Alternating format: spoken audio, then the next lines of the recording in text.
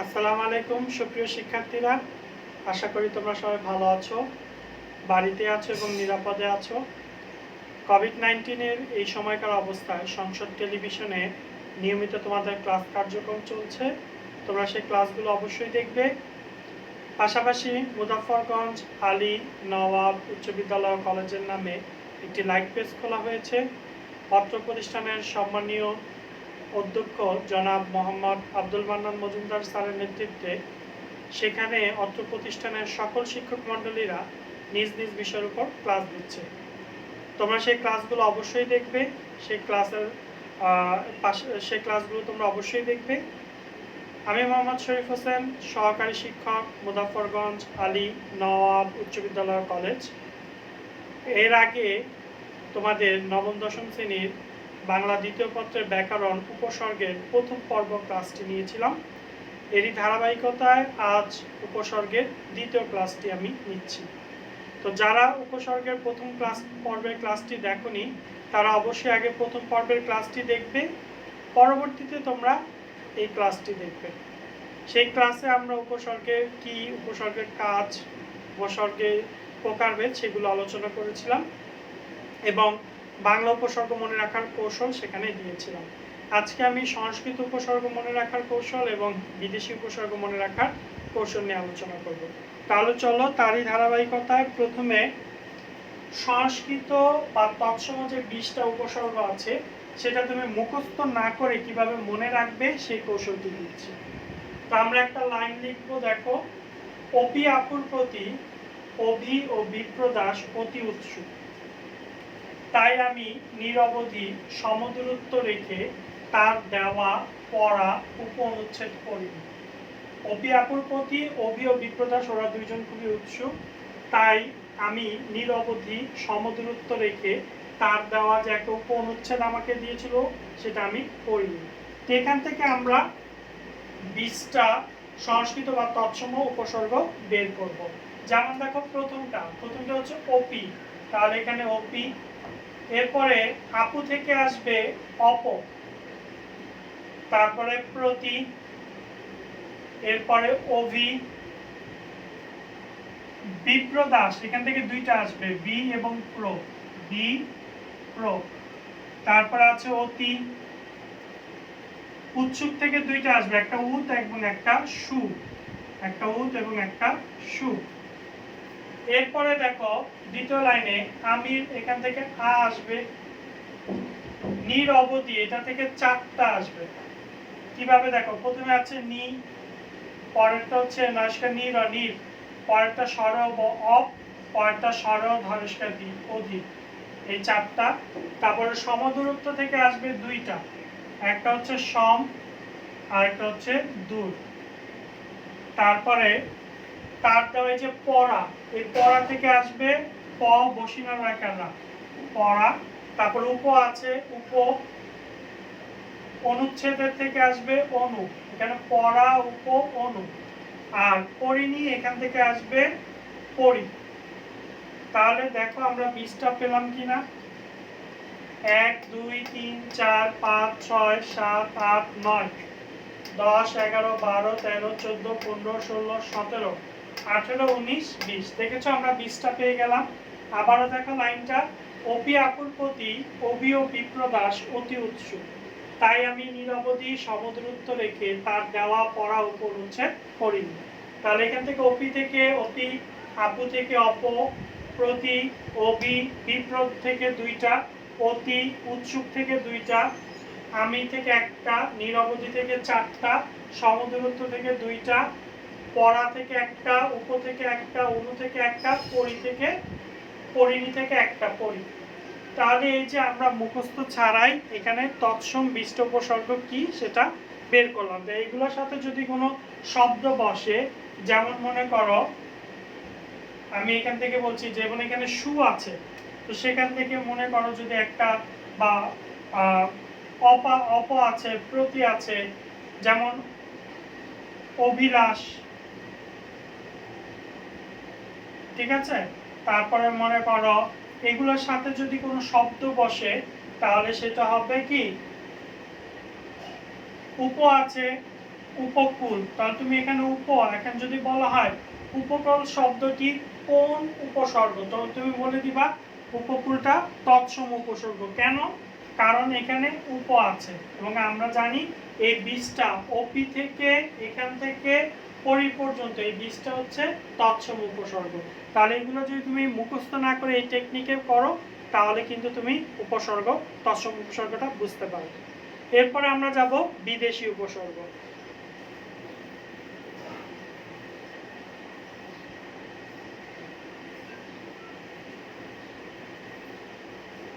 দেখো বিদেশি উপসর্গ চারটা। প্রথমটা হচ্ছে ইংরেজি। ইংরেজি উপসর্গ মনে রাখার কৌশল।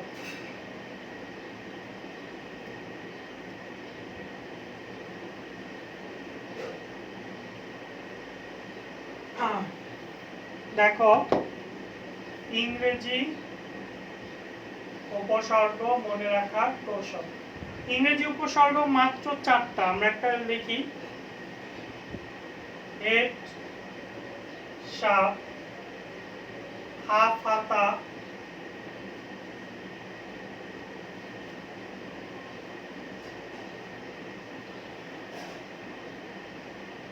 শার্ট পরে। আমরা এখানে দেখো চারটা পেলাম। আমরা এখান থেকে এই যে আমরা যে লিখলাম যে হেড, সাপ, হাফ হাতা, শার্ট পরেন, এখান থেকে আমরা চারটা বের করব, ঠিক আছে? সেগুলো হাফ ও ফুল হাতা, হেড সাপ, হাফ ও ফুল হাতা শার্ট পরেন। হাফ আমি ফুলটা লিখতে ভুলে গেছি, এখানে লিখে দিই হেড সাপ, হাফ ও ফুল হাতা শার্ট পরেন। তাহলে এখানে যে আমরা বের করছি এখান থেকে আমরা চারটা বের করবো ইংরেজি। প্রথমটা হচ্ছে হেড, পরেরটা হচ্ছে সাপ, পরেরটা হচ্ছে হাফ এবং লাস্টেরটা হচ্ছে ফুল। এই চারটা হচ্ছে ইংরেজি উপসর্গ। যদি মনে করো তোমার পরীক্ষায় এবার এরকম আসে যে বেহেড, বেহেড না সরি হেড মাস্টার আসে, এটি কোন উপসর্গ? তাহলে এটা হবে ইংরেজি উপসর্গ। কেন? কারণ এটার পূর্বে হেড আছে। সাব ইন্সপেক্টর যদি এটা আসে কোন উপসর্গ? তাহলে এটা ইংরেজি উপসর্গ। অর্থাৎ ইংরেজি উপসর্গ মাত্র এই চারটা। এরপর আছে হিন্দি উপসর্গ। হিন্দি উপসর্গ যেহেতু দুইটা, এটা আমাদের মুখস্থর প্রয়োজন নেই। সেটা হচ্ছে হর, হরেক। এটা আমাদের মনে রাখলেই হবে যে হর, হরেক এই দুইটা হিন্দি উপসর্গ, ঠিক আছে? তার পরীক্ষা যদি আসে যে হর হামেশা এটি কোন উপসর্গ? তাহলে সেটা হবে হিন্দি। তাহলে আশা করি এই দুইটা বুঝেছো। এরপর আমরা যাব ইংরেজির পরে আমরা যাব আরবি উপসর্গ। দেখো আমি একটা লাইন লিখি, খয়ের গলা বাজে আম খাস। আমরা একটা লিখলাম লাইন যে খয়ের গলা বাজে আম খাস। এখান থেকে আমরা এখন আরবি উপসর্গটা বের করব। প্রথমটা যেমন দেখো খয়ের গলা থেকে দুইটা আসবে, একটা হচ্ছে গড় আর একটা হচ্ছে লা। তারপরে বাজে আম খাস, আম খাস। এখন এই কয়টা হচ্ছে তোমার কি আরবি উপসর্গ। এইগুলা দিয়ে যদি কোনো শব্দ দেখো, যেমন দেখো আম জনতা, তাহলে তুমি বুঝে ফেলবা এটা হচ্ছে আরবি উপসর্গ। বা খাস চাকর, তখনও তুমি বুঝবা কি এটা আরবি উপসর্গ। তাহলে এটা এই কয়টা হচ্ছে কি মাত্র আরবি উপসর্গ। এরপর লাস্ট যেটা সেটা হচ্ছে ফার্সি। লাস্ট যেটা সেটা হচ্ছে কি ফার্সি। দেখো ফার্সি উপসর্গ মনে রাখার কৌশল। নাফির আমরা একটা লিখি, দেখো নাফির বর, বদমায়েশ,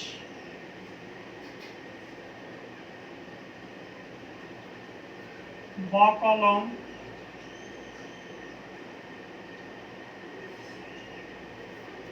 আমরা এবার আরবি উপসর্গটা আরবি না, আমরা এবার ফার্সি উপসর্গটা দেখব। ফার্সি উপসর্গটা দেখো, নাফির বর বদমায়েশ, তারপরে বকলম, তারপরে বেয়াদব ও কমজোর। কিন্তু কারবার ও দরদামে সে নিমরাজি। এই যে আমরা লিখলাম একটা লাইন যে নাফির বর বদমায়েশ, বকলম, বেয়াদব ও কমজোর, কিন্তু কারবার ও দরদামে সে নিমরাজি। এখান থেকে আমরা ফার্সি উপসর্গগুলো বের করবো। প্রথমে দেখো নাফি, এখান থেকে দুইটা পাবো, না একটা, ফি একটা।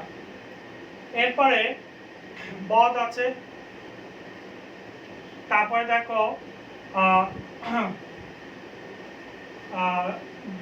বকলম, বেয়াদব এবং কমজোর। তারপরে কারবারের কার, দরবারের দর, আর নিমরাজির নিম।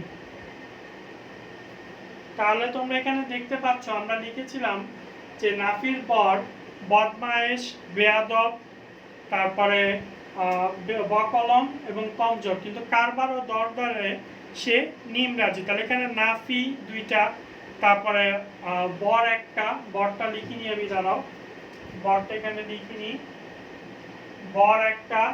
তারপরে কি আছে দেখো, বদমায়েশ থেকে আসবে বদ, বদ একটা, তারপরে বকলম থেকে আসবে ব, তারপরে বেয়াদব থেকে আসবে বে, তারপরে কিন্তু কারবার থেকে আসবে কার, দরদাম থেকে আসবে দর, নিমরাজি থেকে আসবে নিম। তাহলে এই কয়টা হচ্ছে ফার্সি উপসর্গ। এখন এখান থেকে যদি প্রশ্ন আসে নালায়েক এটি কোন উপসর্গ, তখন তুমি বলবো এটি ফার্সি উপসর্গ, কারণ এখানে না আছে। ঠিক আছে, এই হচ্ছে সংক্ষেপে উপসর্গগুলো মনে রাখার কৌশল। খুব মনে হচ্ছে যে বেশি বা একটু কঠিন মনে হচ্ছে, কিন্তু আসলে না। তোমার মুখস্থ করার চেয়ে, তুমি যদি এগুলো মুখস্থ করো, না ফি ব এভাবে মুখস্থ করার চেয়ে এক একটা গল্প যদি তুমি একদিন করে মুখস্থ রাখো, মনে রাখো, তাহলে কিন্তু গল্পগুলা থেকে বা লাইনগুলা থেকে তুমি খুব সহজেই বের করতে পারবে। এটা তোমার জন্য খুবই ইজি হবে। তো এরপরে উপসর্গের আরও একটা টুইস্ট রয়ে গেছে, সেটা হচ্ছে তোমরা একটু পিছনে যাও, গিয়ে দেখো তৎসম উপসর্গ যে 20টা তুমি বের করেছো এবং বাংলা উপসর্গ যেই 21টা বের করেছো, সেটার মধ্যে 4টা সব উপসর্গ দোনোটার মধ্যেই আছে। সেই 4টা কি দেখো, সেই 4টা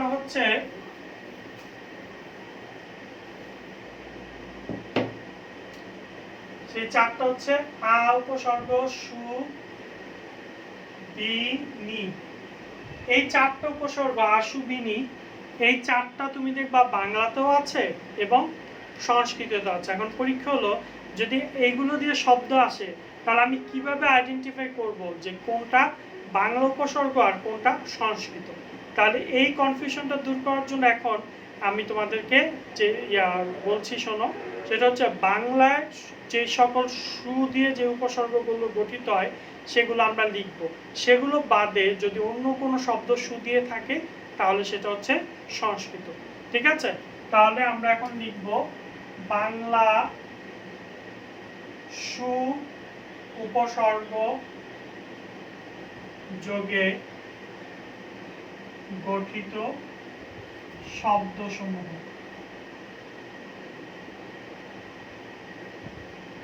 এই যে আমরা এখন যে বাংলায় সু দিয়ে যে শব্দগুলো এখন আমরা নিচে লিখব, এগুলো দিয়ে যদি সু দিয়ে যদি এই শব্দগুলো থাকে তাহলে তুমি বুঝে নিবা সেটা বাংলা উপসর্গ, আর সু দিয়ে যদি অন্য কোনো শব্দ থাকে তাহলে তুমি সেটা বুঝে নিবা সেটা হচ্ছে তৎসম বা সংস্কৃত উপসর্গ। ঠিক আছে, তাহলে আসলে লিখি, সুমনা সুমনের প্রতি সুনজর দেয়ার সুখবর শুনে। কি লিখেছি দেখো, সুমনা সুমনের প্রতি সুনজর দেওয়ার সুখবর শুনে সুমন সুদিন দেখে, সুমন সুদিন দেখে সুকাজ সেরে, সুকাজ সেরে সুনামের আশা করল, সুনামের আশা করল। তাহলে এখানে আমরা যে ওয়ার্ডগুলো পাই, যেমন সুমনা, সুমন, সুনজর, সুখবর, সুদিন, সুকাজ, সুনাম, এই যে আমরা এখানে 7টা ওয়ার্ড পেলাম। যদি এই 7টা ওয়ার্ড থাকে তাহলে এটা হচ্ছে বাংলা উপসর্গ।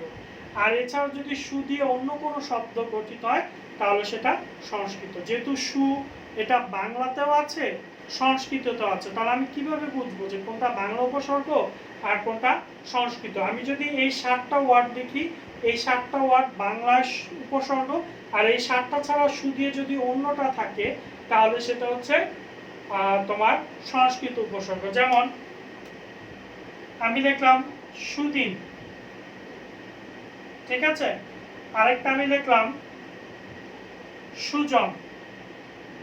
এখন দেখো সুদিন তোমার এটার মধ্যে আছে, ঠিক আছে, তাহলে এই সুদিনটা হবে বাংলা উপসর্গ, আর সুজন কিন্তু এখানে নাই, তাহলে এটা হবে তৎসম উপসর্গ। আশা করি তোমরা বুঝতে পেরেছো। তাহলে সুয়ের ঝামেলাটা চলে গেল। এবার আমরা আনবো নি, যে বাংলায় যে নি এর শব্দগুলো, নি উপসর্গ যোগে গঠিত শব্দগুলো।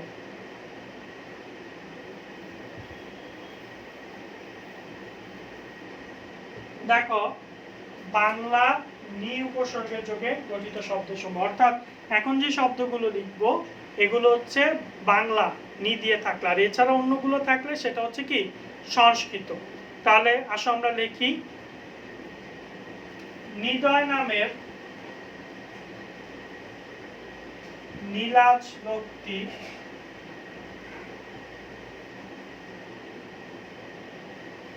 নিদয় নামের নীলাজ লোকটি নিরেট প্লেটে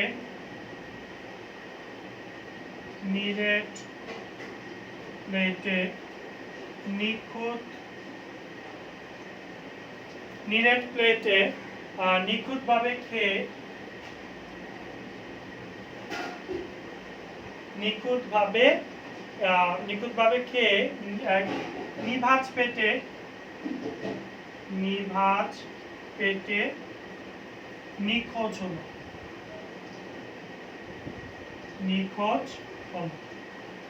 তাহলে এই যে আমরা লিখলাম নিদয় নামের নীলাজ লোকটি নিরেট প্লেটে নিখুঁতভাবে খেয়ে নিভাজ পেটে নিখোঁজ হলো। তাহলে এখানে নিদয়, নীলাজ, নিরেট, নিখুঁত, নিখোঁজ, নিভাজ, এই এখানে যে 6টা আছে এই 6টা হচ্ছে তোমার বাংলা উপসর্গ। এই 6টা বাদে নি দিয়ে যদি অন্য কোনো শব্দ থাকে, যেমন মনে করো আমি বললাম নিরেট, আর আমি লিখলাম নিরুদ্দেশ, তাহলে নিরেট যেহেতু এখানে আছে এটা হবে বাংলা, আর এটা বাদে, এই কটা বাদে অন্য যেটা নি দিয়ে থাকবে সেটা হচ্ছে তৎসম উপসর্গ।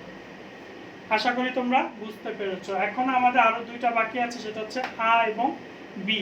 তো আমরা আ এবং বি এই 2টা একসাথে শিখব। এখানে বাংলা আ এবং বি দিয়ে যে শব্দগুলো গঠিত হবে সেগুলো হচ্ছে বাংলা, আর এটা বাদে বাকি যেগুলো থাকবে সেটা হচ্ছে সংস্কৃত। তাহলে চলো আমরা বাংলা আ ও বি উপসর্গ গঠিত শব্দগুলো দেখব। একদিন বিকালে বিভুই, বিভুই হচ্ছে একটা লোকের নাম। আকারা, আচালা, আকাঠা,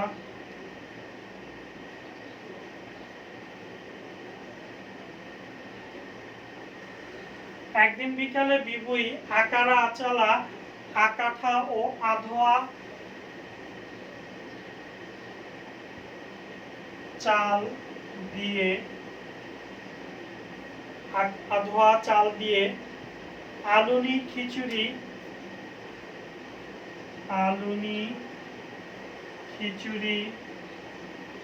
রান্নার বিফল চেষ্টা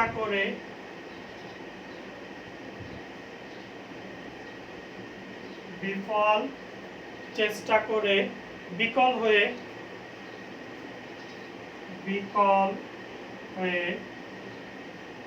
আকাঠা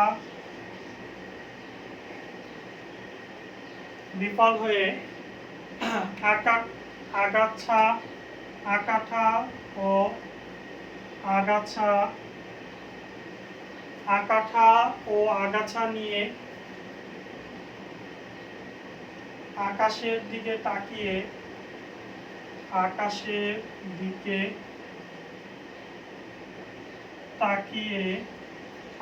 দিকে তাকিয়ে বিনামা হয়ে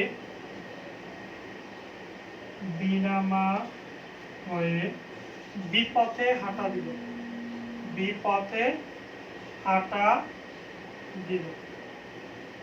এই যে আমরা একটা লিখলাম যে একদিন বিকালে বিভুই আকাঠা ও আধোয়া চাল নিয়ে আলুনি খিচুড়ি রান্নার বিফল চেষ্টা করে বিকল হয়ে আকাঠা ও আগাছা নিয়ে আকাশের দিকে তাকিয়ে বিনামা হয়ে বিপথে হাঁটা দিল। তাহলে এখানে যেমন দেখো বি দিয়ে যে শব্দগুলো আছে এবং আ দিয়ে যে শব্দগুলো আছে এগুলো হচ্ছে বাংলা উপসর্গ। এখানে এই বি এবং আয়ের যেগুলো আছে তোমরা এগুলো বের করে নিবা। এগুলো ছাড়া অন্য যেগুলো থাকবে সেগুলো হচ্ছে তোমার তৎসম। যদি এই কয়টা থাকে তাহলে এটা এই কয়টা দিয়ে বি বা আ দিয়ে শুরু হয় তাহলে সেটা বাংলা, এবং ওইগুলো না থাকলে সেটা হবে তৎসম। তো আশা করি তোমরা বুঝতে পেরেছো। আমি তোমাদের আবারও বলছি, প্রথমে আমরা কি শিখেছিলাম? প্রথমে আমরা শিখেছিলাম বাংলা বা সংস্কৃত 21টি চেনার উপায়, উপসর্গ। পরবর্তীতে বাংলা বা খাঁটি বাংলা 21টা উপসর্গ চিনেছি, পরে সংস্কৃত বা তৎসম 20টা উপসর্গ চিনেছি, বিদেশি 4টা উপসর্গ চিনেছি। এরপরে আমরা এসে দেখলাম কি বাংলা এবং সংস্কৃত এই দুইটার মধ্যে 4টা বাংলাতেও আছে এবং সংস্কৃততেও আছে। তাহলে কোনটা দিয়ে কি হবে সেটার জন্য আমরা কি করলাম, প্রথমে বাংলা সু এবং নি এইগুলো লিখলাম। তো এইগুলো ছাড়া বাকি যেগুলো যদি সু বা নি দিয়ে লেখা হয় সেটা হচ্ছে সংস্কৃত। পরে আমরা কি দেখলাম, আ এবং বি বাকি ছিল, তো আমরা আ এবং বি দিয়ে বোর্ডে সেটা লিখলাম, এবং সেটাতে যেগুলো শব্দ আছে আ এবং বি দিয়ে এগুলো হচ্ছে বাংলা উপসর্গ। এছাড়া বাকি যেগুলো আছে সেগুলো হচ্ছে কি সংস্কৃত উপসর্গ। এর মাধ্যমে উপসর্গের এই বিশাল অধ্যায়টা তোমরা জানতে পারবা, তোমাদের মুখস্থের আর বেশি প্রয়োজন হবে না। তোমরা যদি আস্তে আস্তে প্রতিনিয়ত একটু পড়ো তাহলে দেখবে এটা সহজ হচ্ছে। তো উপসর্গ থেকে তোমাদের প্রশ্ন শুধু এটাই আসবে না, আইডেন্টিফাই করতে দিবে যে এমন না যে তোমাকে এটা বলবে নিচের কোনটি কোন উপসর্গ। এরকম প্রশ্ন বেশি আসে, কিন্তু মাঝে মাঝে আসে যে নিচের শব্দটি উপসর্গটি কোন অর্থে ব্যবহৃত হয়েছে। অর্থাৎ তোমাদের বইয়ে এই বিভিন্ন উপসর্গ রাম ছাগল এটা কি অর্থে ব্যবহৃত হয়েছে। আর যে প্রশ্ন এইভাবে আসবে যে রাম ছাগল এটি কোন উপসর্গ, যেহেতু রাম আছে তুমি বলে দিবে এটা বাংলা উপসর্গ, তাহলে এটা তোমার জন্য ইজি। কিন্তু যদি বলে রাম ছাগল কি অর্থে ব্যবহৃত হয়েছে, এটার জন্য তোমার বইয়ে যে অর্থগুলো দেওয়া আছে সেই অর্থগুলো তোমাকে পড়তে হবে, এবং সেই অর্থগুলো যদি তুমি একটু বুঝো যে কি অর্থে, তাচ্ছিল্য অর্থে রাম ছাগল বা উপহাস অর্থে কি অর্থে, অর্থগুলো যদি তুমি পড়ো তাহলে উপসর্গ থেকে তুমি 100% নাম্বার আনসার করতে পারবে। এখান থেকে নৈমিত্তিক অবশ্যই আসবে বলে, এবং এটা খুব ইজি হবে। আশা করি উপসর্গের এই বিশাল অধ্যায়টি তোমাদের 2টি ভিডিওতে আমি বোঝাতে সক্ষম হয়েছি। এছাড়াও যদি তোমাদের কোনো সমস্যা থাকে তাহলে তোমরা আমার সাথে যোগাযোগ করবে। আমার মোবাইল নাম্বারটি হচ্ছে 01833220131। তোমরা সবাই ভালো থেকো, সুস্থ থেকো। তোমাদের সাথে আবার অন্য কোনো ক্লাসে দেখা হবে। সেই পর্যন্ত আজকে এখান থেকেই বিদায় নিচ্ছি। আল্লাহ হাফেজ।